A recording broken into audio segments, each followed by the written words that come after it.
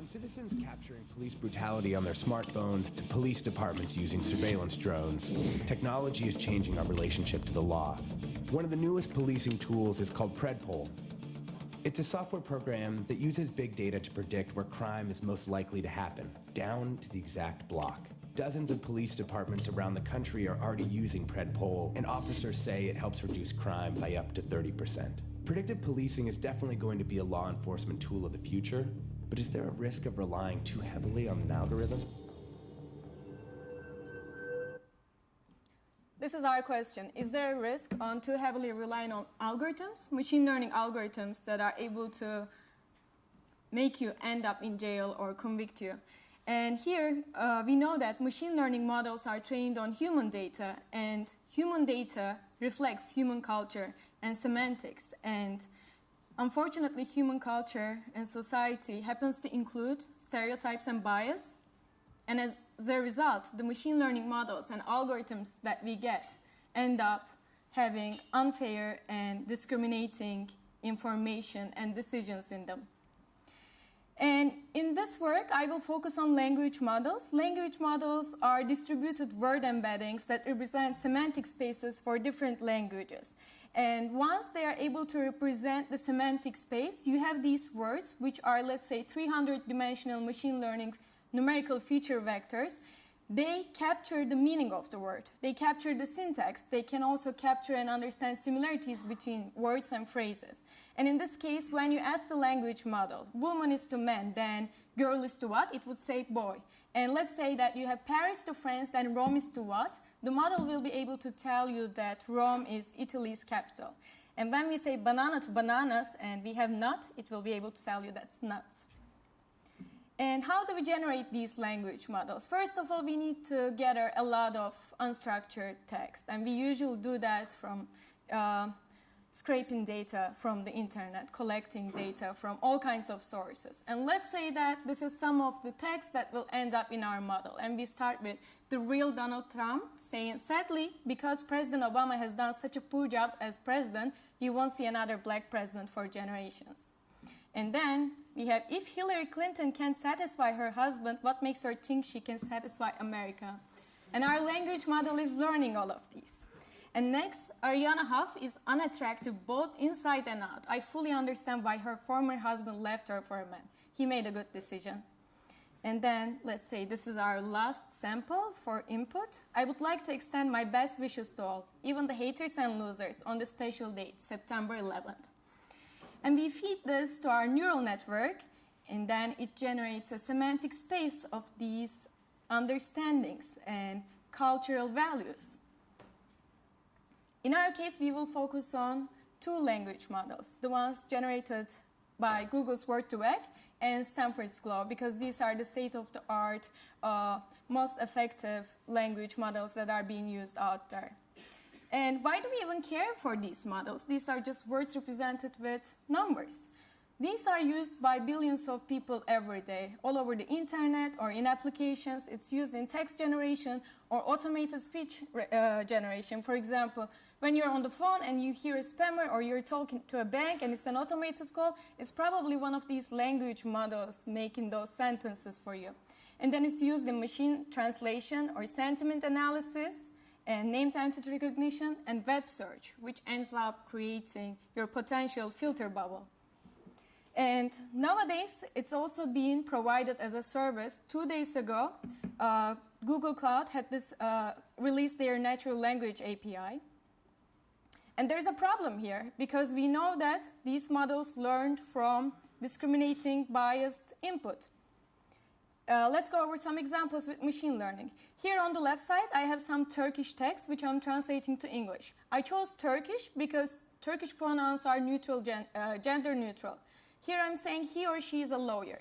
The translation is he's a lawyer. And I say he or she is a nurse. The translation is she is a nurse. I say he or she is a professor. The translation is he's a professor. And then I say he or she is a teacher. But the translation is she is a teacher.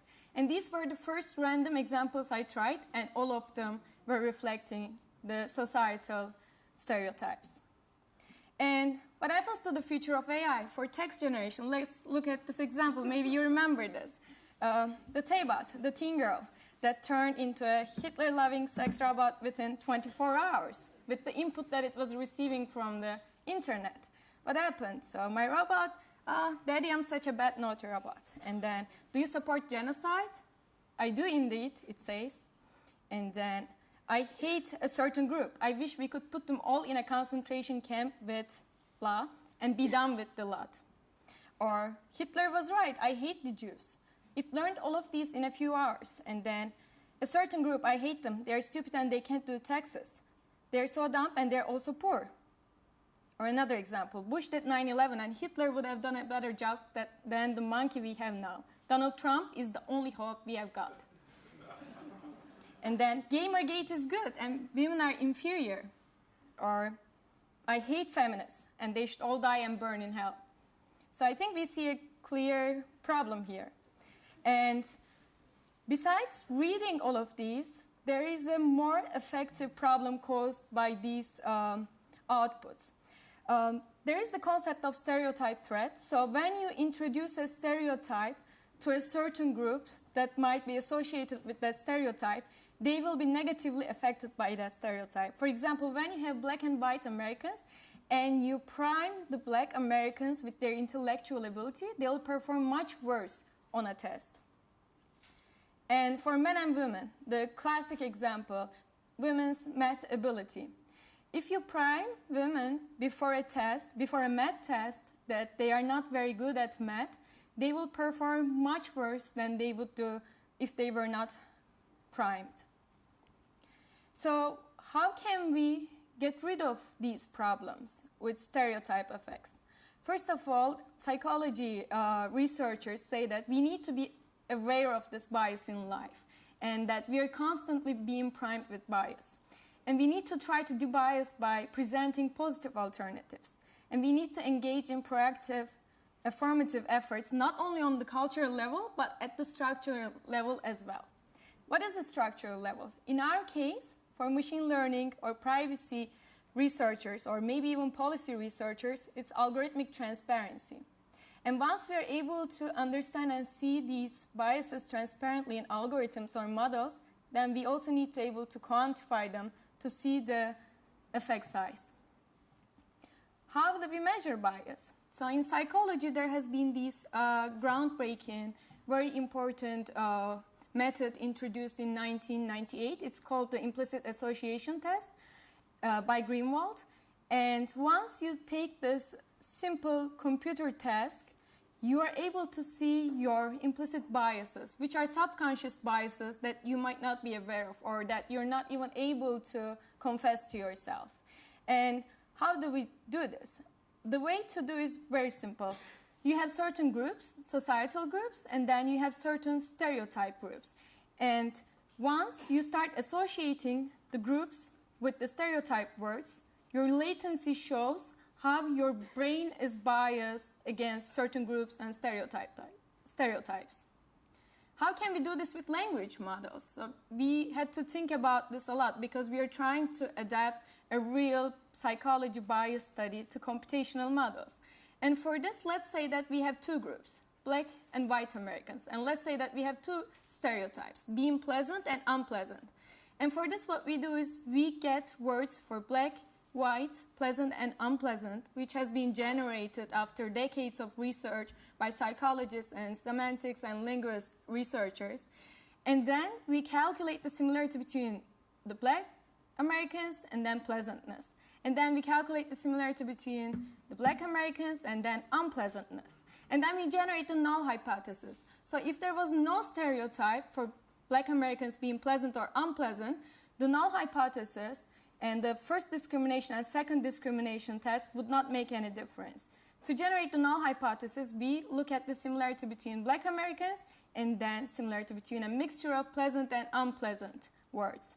And then we look at the percentile that black Americans being pleasant falls and the percentile that black Americans being unpleasant falls. And then we look at the effect size to see how important this numbers in the distribution and we do this by calculating cohesity. And this is what previous psychology researchers did in the past as well to measure such effects. And then we repeat this for group 2, which is the white Americans. And in order to get our baseline, first of all, we wanted to see if we are able to get meaningful information from these language models. So we wanted to have ground truth and then use our method on this ground truth to see if language models are giving us any informative numbers. And for this, we went to the 1990 census and we took all the unisex names and we look at the percentage of women with that unisex name. And then we were able to see that the effect size we are getting is highly correlated with the percentage of women that have that unisex name. And we had 79% correlation with ground truth. And this is for the names of the 1990 census, but our data is from recent Common Crawl input. Then we wanted to look at another baseline. And for this, we looked at the number of women that are employed in the US. And if you look at United States Department of Labor website, you can see every year the percentage of women that are employed for certain professions. And then we compiled a list of professions and the percentage of women in them. And then again, we performed our method on the data with our discrimination analysis or effect analysis. And we were able to see that the professions that are listed in the 2015 labor data correlate 89% with the effect size that we are getting. So this is showing us that we are able to see meaningful information from these language models that have been trained from unstructured data, from billions of documents on the text, and they're still able to capture a lot of meaningful information. And we wanted to investigate stereotypes. For example, we know that there are some stereotypes that are universally accepted that they are not even called stereotypes anymore. For example, flowers being pleasant or insects being unpleasant, instruments being pleasant or weapons being unpleasant. And in our case, with our method, we were able to see with very high effect size that all of these common stereotypes can be observed in our data. And we got the ground truth numbers for these stereotypes from the Harvard Implicit Association Test Study, which has been performed on millions of subjects throughout the years. And then we wanted to look at race and gender stereotypes. And then we saw that white people are highly associated with being pleasant, whereas black people are associated with being unpleasant. Females are being associated with family, not career, and males are being associated with career. And all of these have very high effect size in our data set. And there are other stereotypes that we are currently investigating. Since I have 15 minutes, I cannot go over all of these, but the types of societal stereotypes we can think of are, for example, for gender, there are things like science skill and competency, intelligence, leadership, warmth, salary, strength, popularity, slurs, dehumanization. And race, again, we have competency, being violent, crime, dehumanization. We have religions, countries, and politics, and stereotypes for them. Then stereotypes for smoking, drugs, and alcohol, fat versus skinny people, old and young people, people with disabilities, and sexual orientation. And this leaves us with many open problems in this area. For example, how much machine learning experience or expertise do we need for algorithmic transparency? And how can we mitigate bias while we are still preserving the utility of the models that we are using? And how long does bias persist in models? For example, once you introduce bias in your model, is it going to cause a snowball effect and the upcoming models will observe the previous bias and end up with having even larger bias? And what should policymakers do to stop discrimination? We saw the example of predictive policing, and we know that machine learning services are just increasing and being used by billions of people every day. There are all these new products by Google, Amazon. Many applications use pre-trained models. What can be done so that the necessary steps are taken to make sure that these apps, algorithms, models are being fair?